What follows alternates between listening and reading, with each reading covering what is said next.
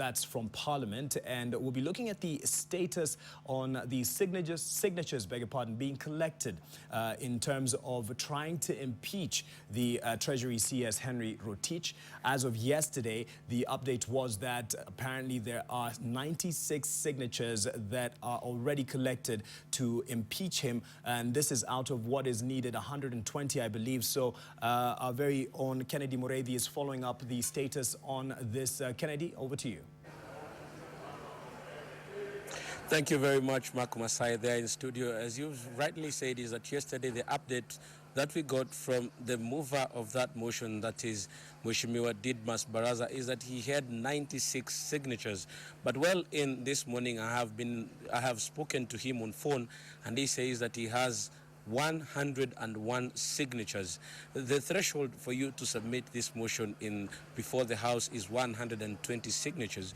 I've been trying to get him to speak to us, but he has been dodgy because he's been giving me a date saying that I'm coming in 20 minutes, I'm coming in 20 minutes, yet we are here going live, and he's not been able to get here to talk to us. But at this particular moment, when I got to Parliament, I've been able to get two members of Parliament who I want to discuss this matter with. One of them is supporting the motion. Probably he might have even signed that motion. The other one is not supporting. I want to walk into them and have a brief discussion so that we get to know what this is all about. You'll remember that this House has had a history of motions. The latest one that was actually one of the most followed by media is the one by Mithika Linturi when he was still in the National Assembly, when he tried to impeach the now Kirinyaga governor. And when he did that, he actually left so many people who were supporting him at the altar. It is like trying to get a woman and trying to marry them, but you leave them at the altar, and he fled.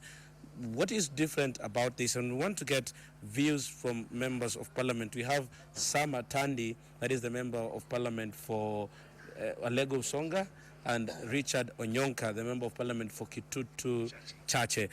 We'll start with you. Do you support this motion? And if you do, why do you?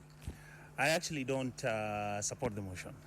The reason for that is very simple. This House is a house of rules. And I'll give you an example. The report has been done, the agriculture and trade and finance report. The report is supposed to be tabled, I believe. It was tabled on Thursday. It's supposed to be debated this afternoon. We have not debated it. And yet, members are jumping the gun. They're saying, get rid of Rotich. Number two, we have institutions in this country that deal with impropriety in governing this country. We don't have a report from Kenya Anti-Corruption. We don't have a report from the DCI. As far as I'm concerned, this is basically much ado about nothing. When you remember when Rinturi brought the motion where we were discussing Governor Waiguru, the Speaker ruled, and he gave very clear, very insightful rules which need to be followed for you to impeach somebody. And as far as I'm concerned, we are actually wasting public time, we are wasting public money. My colleagues, maybe they don't understand the law in this House. But if they are going to talk about wanting to impeach Mheshimiwa, the CS for finance, I think for me, they're wasting their time. Just before we go on to, want to get your views. Do you support or don't you support this? I support any initiative that would result in having Mr. Rotich out of Treasury. Because Mr. Rotich, as you know, not only on the question of sugar, but basically the performance of the economy since Mr. Rotich took over has been wanting, you know. If you want to talk about public debt, it's clearly responsible. So personally, as a member of Parliament, I always feel, and I've held this feeling, that we have a wrong person at Treasury. And if this motion, which is being worked on, can help us to get him out of that place, I think I'm behind that motion. Well, you've had his view on this, and he actually says that it is not just about the sugar issue that has now come up, yes, but it is believed that we do not have the right person at the Treasury.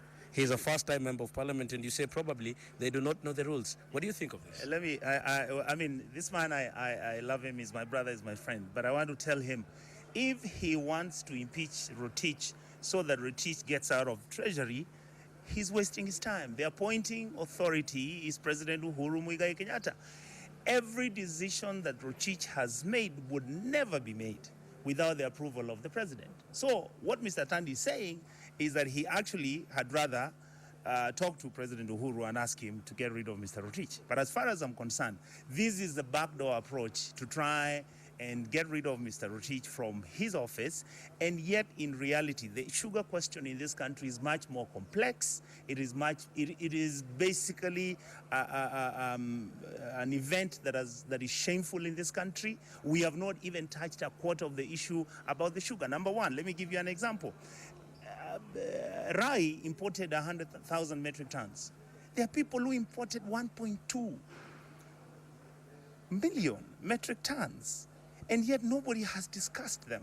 Nobody has raised that issue. When you look at the report, which is coming out, you hear it's being watered down, the report is being doctored. This is not necessarily a matter that Rotich is held responsible. What we are saying is, let us deal with this matter legally. Let us come to this house and let's discuss the report, finish with the report, let the house vote. After the house has voted, if Rotich is found culpable, so be it. Do you think that is the right move? Let me talk about sugar importation. First of all, it must be known, Kenyans must know that the reason why we have this problem is because of Rotich. First of all, Rotich is the person who opened the window for every Tom and Dick and Harry to import sugar. We're talking about 2 million metric tons of sugar which has been imported, while the country only needed to import 138,000. This is something that Rotich must take blame for. Two, this is the same person who went ahead and refused to give guidelines, because there was a requirement that there should have been guidelines and supervision so that we ensure that what the sugar which is coming here is of high quality. And here we are linking Rotich directly to the Minister for Internal for Trade, Adan Mohamed. And the report is very clear because we know this was trading, and even in the committee we know that there are attempts to interfere with the report so that these individuals are not held accountable. We are saying as Parliament that we are going to amend that report because we have seen the report. Clearly the members are saying that when they did their report, they were very, very categorical that so and so and so must take blame. Rotich must take blame, the CS for Trade must take blame, and the former Minister for Agriculture must take blame. In the report here, the report is recommending that they should be investigated. We are saying that they should be fired, and that's the amendment which we are going to bring on the floor of the House, so that these people get out of the office. Well, Mark, interestingly, we've been joined by Didmus himself, the mover of this motion, and we want to hear from him. How many signatures have you collected, and what are really the reasons why you want Rotich out? As we speak now, I have 101 signatures.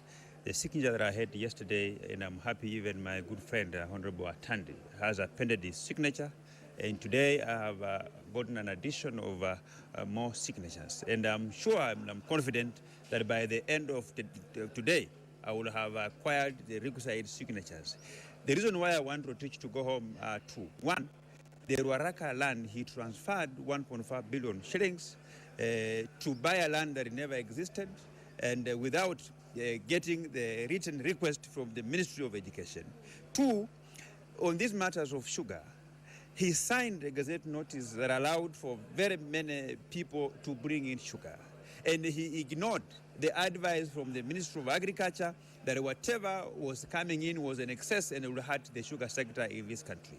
And if you look at the people who are suffering because of this contraband, this sugar coming in, our industries have collapsed. The Western economies of Kakamega, Bungoma, and the counties of Nyanza that largely depends on sugar, they have collapsed. The reason why they have collapsed is because of Henry Rotich, the current CS of Treasury, and we are saying he must go home.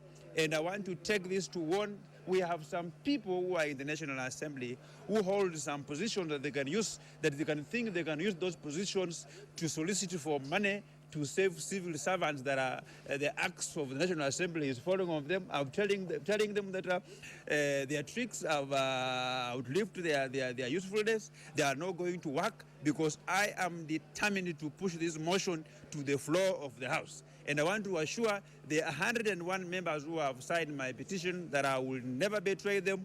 I will work with this petition on the floor of the House. If anybody wants to save Rotich, then it must be on the floor of the House, not anywhere around the corridors. Well, just before I get back to you, Mark, I want to get from Mheshimiwa Onyonka, who has now heard the views from Didmus himself, and he has enumerated his reasons. Do you think there's still reason enough?